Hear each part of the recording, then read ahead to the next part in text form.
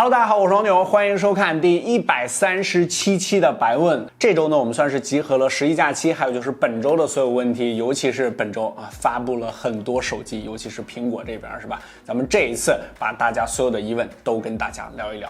OK， 干货多屁话少，白问，咱们137期看看哪些小伙伴提了什么问题都上电视了。OK， 这个问题是来自微信公号的小伙伴风中有朵雨做的云啊，我非常喜欢看这个电影啊。小白，苹果发布的这4款 iPhone 啊 ，iPhone 12系列，你觉得最香的是哪款？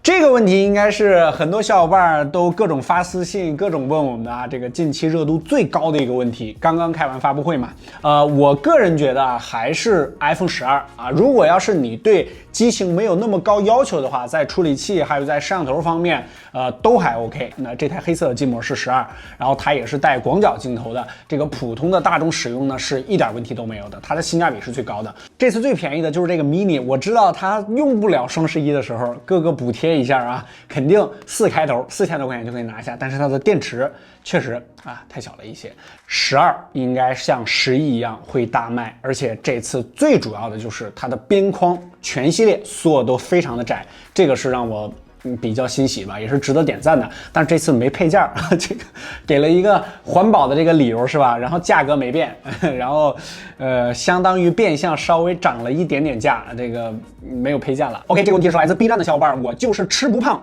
我是非常容易吃胖的。白哥，之前都说 iPhone 12顶配会上到120Hz 的刷新率，结果并没有啊，感觉实在是遗憾。为啥都2020年了 ，iPhone 还不上高刷啊？这个高刷呢，之前呼声很高啊，都以为是 Pro 系列会上高刷，结果呢，这次并没有上。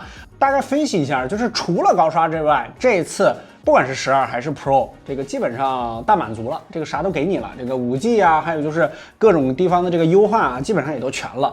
高刷啊，我觉得这次就是电池方面的考量。你想想啊，加上了5G， 还有就是摄像头方面，这次也有一些比较大的升级，尤其是 Pro 版这边。还有就是这次的 XDR 这个屏幕显示效果也提升了，这个势必这几个点啊都是比较耗电的。如果再加一个120Hz，这电池绝对扛不住，这个肯定就崩了。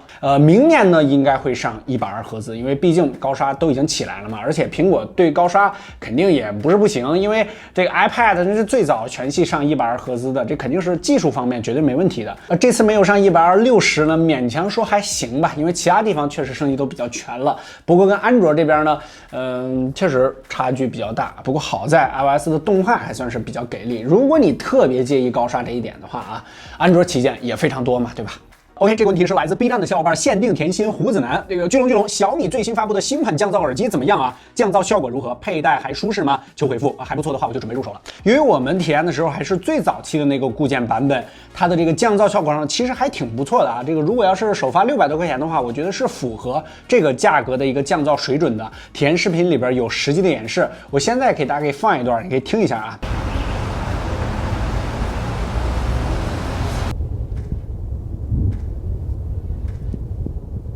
我们实际体验下来，它照华为的 FreeBuds Pro 肯定还是稍微差点意思，因为价格也差了好几百块钱嘛，这是可以理解的。也确实比 W51要更好一些，因为 W51是400块钱左右可以拿下。然后这个耳机呢，它最大的好处就是结合了这个MIUI 12还有小米强大的这个软件方面的能力，这个软件功能特别丰富。然后它的佩戴舒适度上呢，就跟普通的入耳式耳机是一模一样的，就是比较堵。这个耳屏这个地方呢，你戴时间长了会有点疼啊，这个是都这样，这个并不是它一加的问题啊。然后整个这个盒子的质感上呢，虽然说是磨砂的，但是呢，如果你线下去体验一下就知道，它的塑料感啊，其实还是有一点点强的啊，这是我们的主观体验。还是那句话，就是什么手机最好就配什么品牌的耳机。小米的用户终于有一个不错的降噪耳机了，这个耳机是 OK 的啊，没什么太大问题。是来自 B 站的小伙伴啊，小白，我想换一个1加手机，最近刚刚发布了1加 8T， 它值得买吗？和1加8有怎样的区别？这台机我们也刚才说了，是放出了体验视频，大家可以去看一看啊。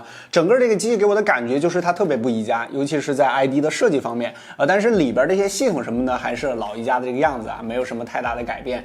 这次它主要是升级了屏幕这个直屏啊，是吧？不再是用这个曲面屏了。我在使用的过程中呢，这块直屏给我留留下了非常深刻的印象。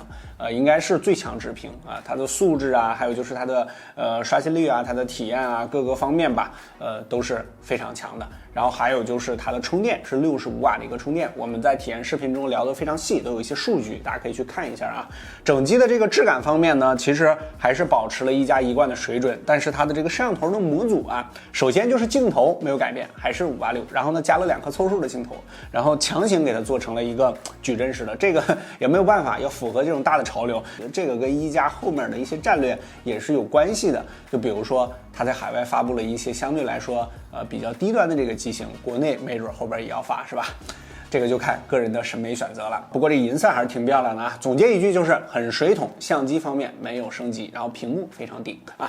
好，下一个是来自微博的小伙伴小米6钉最后一枚啊，这个最近有点想换米10了，这个8+256G，不知道最近小米还有没有出这个价位段比较实用的水桶机？考研党也没时间一直搜各种消息啊，就来麻烦一下小白哥哥了。小米10是4圈档位的一个水桶机，然后1.8T 呢，它也算是，小米这边呢，其实我们还没有听到什么消息，但是我们知道红米这边马上要出一台865的新机，应该是 K30T， 它应该就是小米10T 的国行版本啊，就是之前发过那个国际版，它应该是 LCD 的屏幕，反正我们现在拿到的消息是这样的。唯一一点呢，就是充电方面，它还是33瓦的，相对来说一个旗舰它还稍微慢了一些。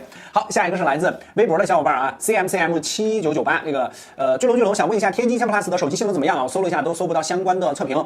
最近关注的几台1000 Plus 啊，哪台最值得推荐呢？其实关于天玑1000 Plus 啊，我不知道你是咋搜的，怎么没有搜到我们的那个专题视频呢？是吧？我们专门把天玑1000 Plus 还有这个865加上990做了一个性能的对比，你可以去翻看一下啊。目前天玑1000 Plus 呢，一共有3台机器，首先是这个 K30的 Ultra。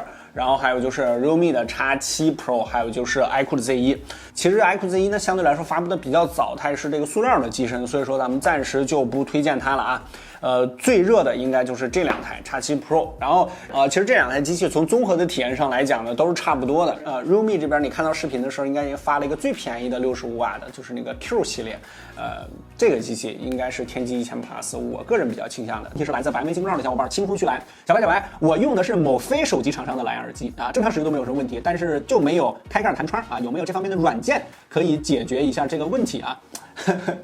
这个其实是一个生活中的形式感吧，这个其实也没什么用是吧？但是就是有一种确定感，你一打开，然后这个手机有一个弹窗，然后飞出来，挺漂亮的啊。其实是 iPhone 这边是先做的，我们为了这个问题啊，让这个小编专门去找了一下啊，还真找到了一个定制蓝牙耳机弹窗的软件啊，对，就是不管你用的是什么蓝牙耳机，跟手机不是同一个也没有关系，可以用这个软件增加你一些使用手机的形式感啊。